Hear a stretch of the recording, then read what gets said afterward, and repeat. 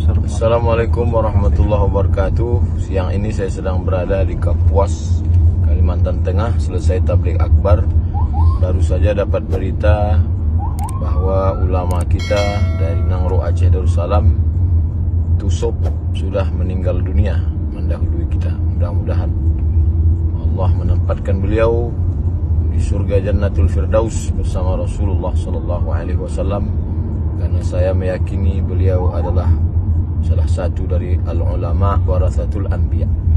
Bahasanya tinggi, hatinya rendah, ilmunya dalam.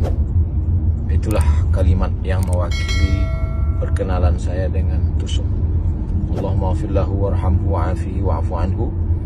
Mudah-mudahan jamaah semua tetap menjaga ukhuwah, keluarga yang ditinggalkan diberikan kesabaran dan kekuatan, dan para santri menuntut ilmu, akhlak ke beliau terus diteruskan, sehingga ulama tidak kehilangan, masyarakat tidak kehilangan pegangan.